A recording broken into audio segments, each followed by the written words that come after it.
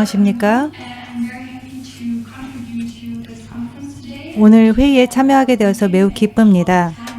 저는 기후변화가 유럽 내에 인간 보건에 어떠한 영향을 미치는지 말씀드리겠습니다. 저는 클라우드 퀴트먼이라고 합니다. 독일 하이델베르그 대학 국제건강연구소 연구원이고 또 기후변화 영향 그리고 보건 작업반에서 일하고 있습니다.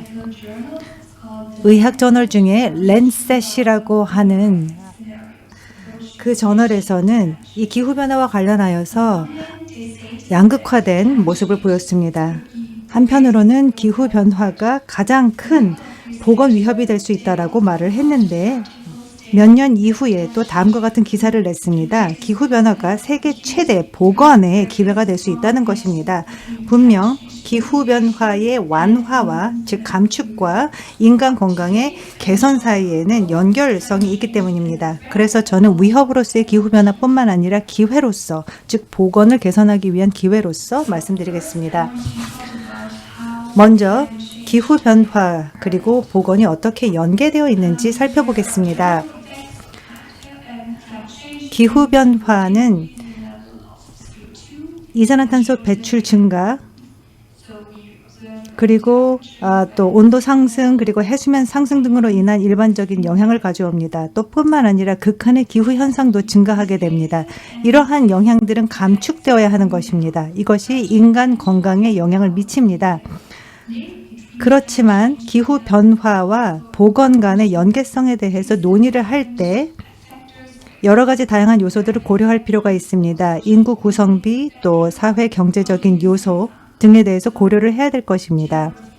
또 지역적인 문제도 하나입니다. 즉 내가 어디서 살고 있는가, 거주 환경이 나의 개별적인 건강에 영향을 미치고 이것이 기후변화에 의한 영향이 된다는 것입니다. 또 경보 시스템도 중요한 요소입니다. 예를 들어서 이러한 폭염과 관련한 경보 시스템이 있다면 영향을 받을 수 있는 가능성은 줄어들게 될 것입니다. 그리고 또 나의 건강과 영양 상태도 중요합니다. 이미 나에게 기저질환이 있는가의 문제가 중요합니다. 이것이 결국 기후변화의 적응과 관련한 부분입니다. 이것이 개별적인 건강이 기후변화의 일반적인 영향을 받게 되는 부분입니다. 또 뿐만 아니라 여러 가지 노출 경로들도 있습니다. 이로 인한 건강 결과도 달라집니다. 그 중에서도 가장 중요한 유럽에서의 상황에 대해서 말씀드려볼까 합니다. 그중 하나가 폭염입니다. 폭염이 아마도 가장 유럽에 대해서 중요한 문제일 것입니다. 폭염의 빈도뿐만 아니라 지속 시간도 증가하고 있기 때문입니다. 일부 인구들이 특히 취약계층입니다. 예를 들어서 노인이 취약 인구일 것입니다. 일단 신체 상태가 좋지 않기 때문입니다. 뿐만 아니라 열 관련 스트레스에 대한 인지도도 저하되어 있기 때문입니다. 영유아, 아동들도 취약 인구입니다. 또 방금 전에 야외 노동자와 관련한 이야기를 들었습니다. 노숙자 그리고 임산부도 마찬가지로 폭염이 발생할 때 보호되어야 할 대상입니다. 폭염이 발생하게 되면 한편으로는 온열 질환을 볼 수 있습니다. 탈수 문제가 발생할 수 있습니다. 예를 들어 환자가 머리가 아프거나 두통이 오거나 피로를 느낄 수 있습니다. 또 뿐만 아니라 열경련이나 열사병도 발생하게 됩니다. 그리고 기저질환이 악화될 수 있습니다. 신장병이나 당뇨병 또는 심혈관 질환 등 기저질환이 있을 경우 폭염으로 인해서 보다 악화되는 현상을 보여주고 있습니다. 따라서 폭염은 특히 유럽의 인구 건강에 있어서 매우 중요한 부분입니다. 2003년도에 유럽에서 7만 명이 폭염으로 인해서 사망을 하였고 수년 전 독일에서는 6천 명 정도가 폭염으로 사망하였습니다. 그리고 프랑스 작년 2019년도에는 대략 1,500명 정도가 폭염으로 사망하였습니다. 또 한 가지 언급하고자 하는 것은 열과 관련된 보건 문제가 예측 가능하고 예방 가능하다는 것입니다. 그래서 이러한 사망자 수를 열 폭염이 발생하였을 때 줄여나갈 수 있을 것이라 생각합니다. 그렇게 기대하고 있습니다. 폭염 경보 시스템이 발동될 수 있고 또 효과적인 탈수 방지와 관련한 수분 섭취와 관련한 전략을 활용할 수 있기 때문입니다. 다음 요소는 알레르기입니다. 새로운 알레르기 유발 물질들이 발생하고 있습니다. 그중 하나가 돼지 풀속입니다. 원래 북미 지역에서 자라나는 물질들인데 수십 년 전부터 남유럽에서 발생하기 시작하였고 온도가 증가함에 따라서 이제는 독일이나 오스트리아나 스위스의 새로운 문제로서 발생하고 있습니다. 이러한 신규 알레르기 유발 물질뿐만 아니라 기존의 알레르기 유발 물질들이 지역적으로 확산하고 있습니다. 일반적으로 올리브 나무는 지중해, 이탈리아나 프랑스에서 재배합니다. 그렇지, 재배되지만 이제는 온도가 증가함에 따라서 더 북부 지역으로 옮겨가고 있습니다. 이러한 신규 알레르기 유발 물질들로 인해서 꽃가루 계절도 연장되고 있습니다.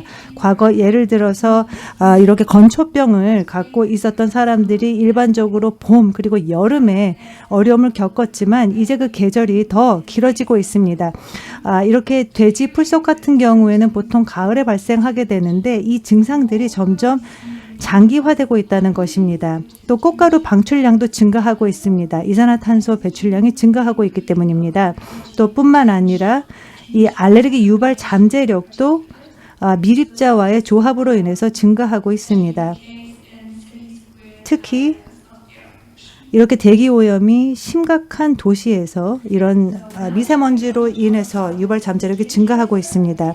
다음 언급하고자 하는 요소는 피부암입니다. 피부암을 겪고 있는 여러 환자들의 수가 증가하고 있습니다. 이것은 여러 가지 다양한 요소들 간의 복잡한 상호작용이 있기 때문입니다. 오존층이 파괴되고 있습니다.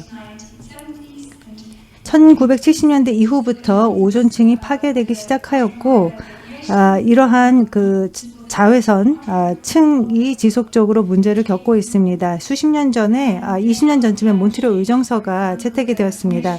그리고 또 기후변화, 특히 구름의 형성도 바뀌고 있습니다. 그리고 피부암 예방과 관련한 인식이 부족합니다. 예를 들어서 선크림을 바르거나 실내 활동을 해야 하는 것이 사실 피부암을 예방하기 위한 효과적인 전략입니다. 그렇지만 특히 지난 10년 동안 이 피부암 예방과 관련한 인식 수준이 매우 부족했습니다. 그럼에도 불구하고 지속적으로 예방 전략과 관련한 인식을 증대시키기 위해 노력해야 될 것입니다. 다음 요소는 많은 사람들이 야외에서 보내는 시간이 더 늘어나고 있습니다. 이것이 궁극적으로는 기후변화와 관련되어 있습니다. 중앙 유럽 국가에서 만약에 이렇게 기온이 상승하게 되면은 많은 사람들이 실외 활동을 즐기기 때문입니다. 이러한 요소들로 인해서 흑색 피부암이나 백색 피부암 환자 수 증가로 이어집니다. 또 태양 노출과 실질적으로 피부암이 발생하는 시간간의 지연이 발생합니다. 그렇기 때문에 앞으로 더욱더 피부암으로 고통을 겪는 환자의 수가 증가할 것이라고 예측할 수 있습니다. 모두에 말씀드린 것처럼 기후변화가 하나의 복원의 기회가 될 수 있다라고 설명을 했습니다. 그래서 단순하게 이러한 부정적인 기후 변화가 건강에 미치는 영향을 피하는 것뿐만 아니라 복원 자체, 다시 말해서 기후 친화적인 행동을 하게 될 경우에는 건강에 긍정적인 영향을 미칠 수 있습니다. 이에 대해서 긍정적인 말씀을 드리고 앞으로 보다 기후 친화적인 행동을 해야 된다라는 동기를 드리고 싶습니다. 그중 하나가 액티브 모빌리티입니다. 걷기를 하거나 자전거를 타는 것입니다. 지구에 매우 중요합니다. 이렇게 될 경우에는 온실가스 배출량을 줄일 수 있기 때문이고 뿐만 아니라 내 개인적인 건강에도 유익합니다. 나를 위한 건강 요소가 되는 것입니다. 내가 개인적으로 예를 들어 당뇨병이나 심혈관 질환에 발생할 가능성을 줄일 수 있고 비만이나 우울증 가능성도 줄일 수 있습니다. 뿐만 아니라 타인을 위한 건강에도 기여할 수 있습니다. 자전거를 타면 대기 오염이 발생하지 않습니다.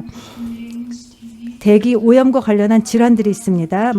심혈관 질환이나 호흡기 질환, 또 말씀드렸듯이 알레르기 문제가 발생할 수 있는데 대기 오염 수준이 낮아지면 이런 질환이 발생할 가능성도 줄어들 수 있습니다. 또 소음도 발생하지 않습니다. 그래서 소음 저하로 인해서 사람들의 수면의 질이 개선될 수 있습니다. 특히 도시에 사는 사람들의 수면의 질을 증가시킬 수 있을 뿐만 아니라 정신 건강도 개선할 수 있습니다. 직접적인 기후 친화적인 행동으로 인한 건강에 긍정적인 영향은 적색 육류 소비의 감소가 될 것입니다. 이것은 지구를 위한 건강에 기여합니다. 이렇게 식물에 기반을 둔 음식 습관이 온실가스 배출량을 줄이기 때문입니다. 그런데 나를 위한 건강에도 기여를 합니다. 개인적으로 특히 야채를 더 많이 먹을 경우에는 내 건강에 더 유익합니다. 대장암에 걸릴 가능성이나 비만이나 심혈관 질환이나 진성 당뇨병에 걸릴 가능성이 줄어들 수 있습니다. 뿐만 아니라 타인을 위한 건강에도 유익합니다.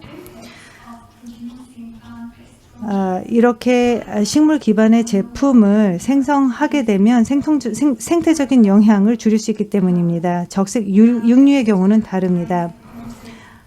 그래서 이 식물 기반의 제품을 생산을 하게 될 경우에는 생물 다양성에 대해서도 좋은 영향을 미칠 수도 있고 또한 식수에 있어서의 질산도 줄일 수 있습니다. 그리고 적색 육류 생산과 관련한 건강 문제 중 하나가 항생제 내성이 발생할 수 있다는 것입니다.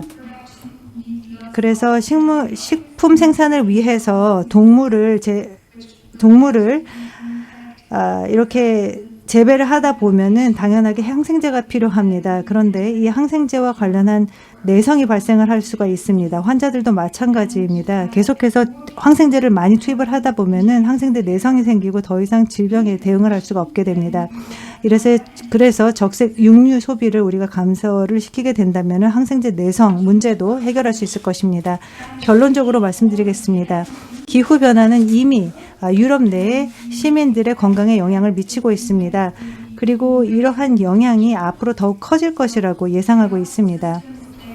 그렇기 때문에 보건 시스템이 다른 한편에 매우 큰 영향을 미칩니다. 물론 기후 친화적이어야 하고 또한 온실가스 배출을 최소한으로 하여야 합니다. 그러면서도 기후 변화에 회복력 있는 보건 시스템을 구축해야 됩니다. 그리고 또 이러한 이상 기후가 발생을 하였을 때 적절하게 대응할 수 있어야 됩니다. 보건에 분명 부정적인 영향도 미치지만 분명 기후 친화적인 행동을 취하게 될 경우에는 보건에 긍정적인 영향을 미칠 수 있기 때문에 하나의 동기부여 요소로서 활용하여 개인적인 이산화탄소 배출 감축을 줄이는 데 기여할 수 있을 것입니다. 경청해 주셔서 감사드립니다.